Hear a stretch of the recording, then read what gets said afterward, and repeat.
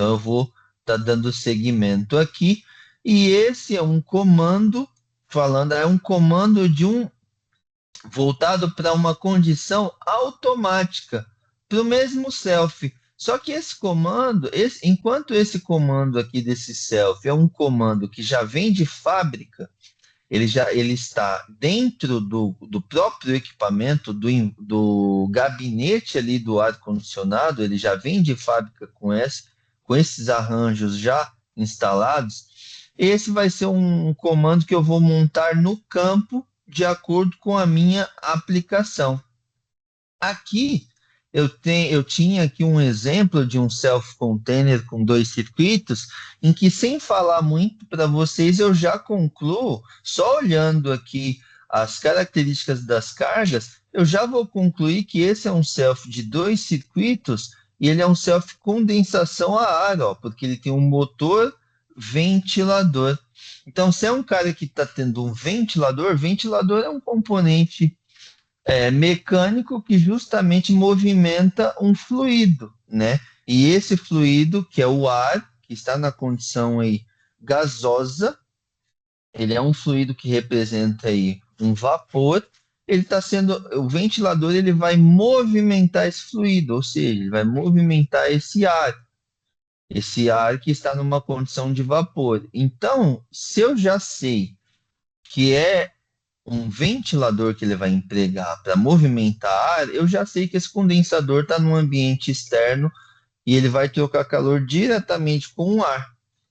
Porém, aqui você já vê que se eu tiver o caso de um self com condensação à água, por esse exemplo, nós já vamos ter a necessidade de empregar uma proteção para o equipamento diferente, por exemplo, do equipamento a ar.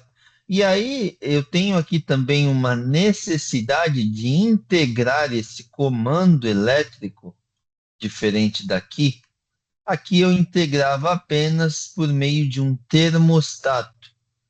Agora, aqui, além desse termostato, eu quero também controlar e monitorar isso por meio de uma automação, de um sistema de automação. Então, eu vou precisar integrar esses dois quesitos, o controle do termostato com o controle da minha automação para que um operador ele controle esse equipamento, não indo até o equipamento e fazendo o acionamento dessa chave aqui manualmente, mas sim por meio ali de um sistema de automação, um BMS, onde ele vai conseguir fazer esse acionamento via distância por meio aí de um sistema, partindo seja de um computador ou de um dispositivo mobile ou o que quer que seja a forma. Mas eu vou conseguir, ou por meio da internet, inúmeras são as possibilidades de atuação nesse circuito. E aí, como que vai funcionar aqui? Você vai tendo aqui, ó, justamente, primeiro, identificar os componentes, né, o que cada componente representa. Então, você vai tendo aqui, iniciando aqui, você vai tendo aqui nessa linha aqui do comando, um pressostato diferencial.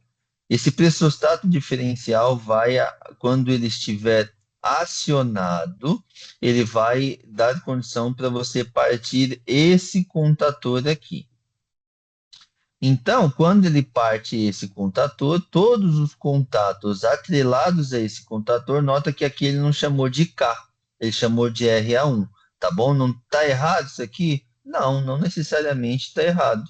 Nem sempre vocês vão ter ali a nomenclatura conforme está sendo estabelecida, porque às vezes esse é um contato, ele diferencia os contatos de comando dos contatos de potência. E aí, aqui ele está chamando de RA1, até porque isso também, como a gente vai ver, a gente vai ter comandos em que nós temos aí várias folhas e a gente vai fazendo uma forma de nomenclatura de tal forma a facilitar a compreensão e interação com aquele determinado circuito ou comando elétrico, tá bom? E aí, seguindo nessa linha, você vai tendo então aqui o que representa uma chave de duas posições, um contato de comutação, que vai ser uma chave, que ela está ou numa posição ou em outra, tá bom? Então, ou ela está numa posição automática, ou ela está numa posição manual. Deixa eu só voltar aqui.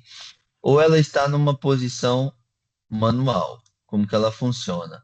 Ou ela vai vir para 12 aqui, que vai representar o meu automático, ou ela vai vir para 14, que vai representar o meu manual. Se ela estiver posicionada para o meu automático, ela então vai dar esses contatos aqui representados por esse círculo, por essa bolinha, eles representam um contato da controladora lá da automação. Ou seja, são bornes, isso aqui é uma borneira, ele está representando um borne, então no nosso painel ele vai estar representando um borne, e esses dois contatos, tanto 13 quanto 14, eles serão um borne no contato, um do lado do outro, para que por meio de um cabo a instalação venha e faça a interligação desses cabos até a controladora de comando da automação, o que explica por que a gente sempre encontra no campo um quadro, um painel elétrico dedicado à automação em função justamente disso. Ele sempre está próximo porque você economiza com isso, cabeamento e tudo mais, então faz muito mais sentido colocar próximo. E aí, se o contato da automação ele comutar para fechar, se o usuário lá via BMS ele deu um comando, ou se a programação horária ela determinou que eu tenho que ligar esse cara, o que que ele vai fazer? Ele vai fechar, promovendo então um caminho para a circulação da corrente elétrica, e aí vindo então, seguindo então aqui dois caminhos, sendo ele uma chave de fluxo e o outro caminho um contator. E aí, assim como aqui um relé temporizador e aqui um contator auxiliar chamado de AX2. Então, olha, seja qual for o caminho, seja automático ou seja manual, a gente vai ter aqui ó, o mesmo caminho aqui para andamento no comando elétrico. E aí, então, no momento que eu parto esse contato, a gente vai entender que contato é esse depois. Quando eu partir esse contator, no mesmo instante aqui, eu também vou acionar esse temporizador e também vou acionar esse contator aqui. E aí aqui eu também vou ter um caminho. Só que aí passado um determinado momento, o que que você vai ter aqui? Esse cara que é um on delay, ele vai justamente tomar uma ação. E a ação dele aqui vai ser a comutação os contatos auxiliares desse dispositivo presentes nesse comando. Nesse caso aqui, quando a gente olha, nós só temos um contato auxiliar normalmente fechado que depende dele, que é esse cara aqui. Então, passado esse tempo pré-ajustado, pessoal, ele vai abrir esse contato aqui. E se ele abre esse contator aqui, ele vai ser desligado caso essa chave de fluxo que está em paralelo, olha, o contato da chave de fluxo está em paralelo ao contato do auxiliar do relé temporizador que aciona o contator 1C1. Se ele não estiver fechado, ou seja, no momento em que você tem a abertura desse contato aqui, auxiliar do temporizador, eu vou. O 1C1 vai ser desacionado. O que que isso representa, pessoal? Representa que se eu não tiver fluxo, eu não tiver circulação de água numa tubulação, que nesse caso aqui vai ser um, circulação de água na entrada do meu condensador, que vai ser um condensador resfriado à água, eu vou ter justamente o desligamento de um C1, tá bom? Além dessa parte funcional, você tem aqui, ó, mais alguns contatos com a indicação de A. E o que que é esses contatos com essa indicação de A? Assim como aqui, ó, assim como aqui, eram contatos dedicados de borneira, né, dedicadas à automação. Aqui não vai ser diferente, também vão ser borneiras que estão sendo dedicadas lá para a nossa automação. A gente vai identificar elas no painel elétrico, as borneiras, e aí dessas borneiras vai estar indo ligando lá com o painel elétrico da automação, onde lá você vai ter o status para o sistema, que pode ser justamente para identificar uma situação anormal. Então, nota que como ele está interligando aqui, tanto esse contato da controladora da automação, ela está conectando o contato normalmente aberto de um C1 e um contato normalmente aberto do RA1. Ou seja, e aí ele comunica de novo com outro borne da automação. Por meio disso, a automação consegue saber que o contator 1C1 está funcionando, está fechado, né, está acionado, e o contator RA1 também está acionado. Então eu falo, é isso que eu estou querendo comunicar para a minha automação, por meio de um sinal elétrico. Assim como por meio de um sinal visual, no meu painel elétrico, eu vou ter LEDs aqui para representar se o equipamento está desligado ou se ele está ligado. E aí, quando eu tiver aqui o meu RA1 fechado, ou seja, esse cara aqui ligado, né, e aqui fechado, e quando eu tiver esse cara fechado em função do acionamento desse aqui, os dois estão em série um do outro.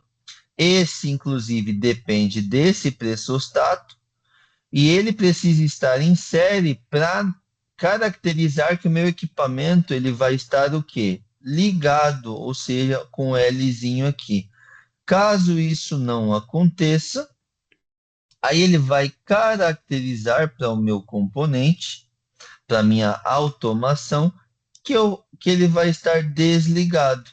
E aí, o que que representa esse cara aqui, esse pressostato diferencial? Esse pressostato diferencial é um componente, é um pressostato diferencial conectado ao duto de ar, ou seja, ele está conectado para dar condição de intertravar o sistema em caso eu tenha um rompimento, por exemplo, da correia do meu motor, do meu ventilador, né, do ventilador do meu evaporador.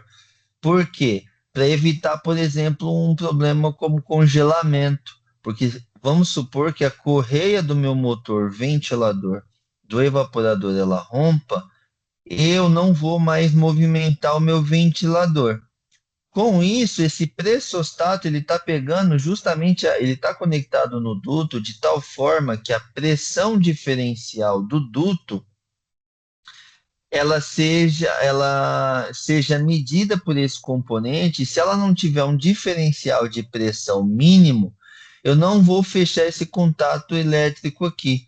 Então você imagina que lá na rede de duto do meu self, nesse caso aqui, se eu não tiver com o meu motor, com o meu ventilador acionado por meio dessa correia, o meu motor elétrico vai estar funcionando, o meu circuito elétrico aqui de refrigeração, ele vai estar funcionando normal, ó, o meu motor vai estar funcionando e eu não vou ter sobrecarga, eu não vou ter nenhum tipo de acionamento. A corrente vai sim diminuir, porque agora você não está mais conectado ao ventilador, porque a correia se rompeu, só que eletricamente eu não vou criar nenhum problema. Mas não diretamente, só que indiretamente sim, porque se isso acontecer, eu não posso continuar com o meu compressor funcionando, porque senão eu vou ter o congelamento ali do meu evaporador e, consequentemente, eu vou ter o quê?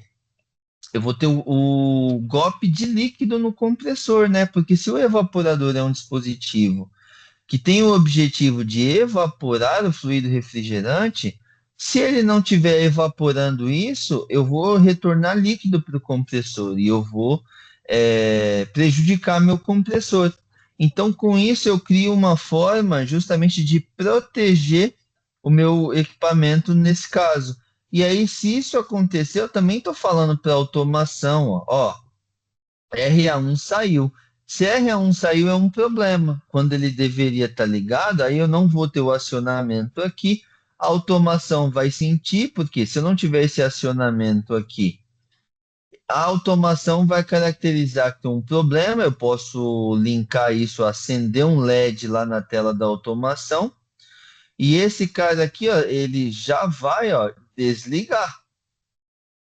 Desligando esse cara aqui, você também já vai ter uma representação visual.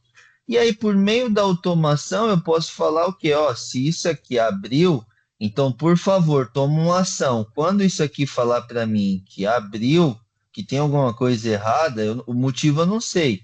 Mas faz o seguinte: desliga o equipamento. Não é saudável manter o equipamento desligado. Aí ele vai vir e vai abrir essa chave aqui. Olha só, eu não fiz isso por meio de contatos fisicamente interligados. Eu fiz isso por meio de uma automação, de um circuito de automação. E da mesma forma que, se tiver em manual aqui, aí você vai ter o acionamento normal, mesma coisa. Se esse cara sair aqui, a automação sente que ela não está, que tem alguma coisa errada, porque vai indicar aqui, ó, quando se não houver, por exemplo, diferencial de pressão lá no ventilador, o RA1 vai ser desligado. Quando o RA1 for desligado, ele vai sair aqui, vai dar condição da automação perceber. E aqui fisicamente ele também vai desligar aqui. A automação percebendo, agora ela não vai poder atuar, porque está em manual, mas ela vai poder falar do que aqui para o operador?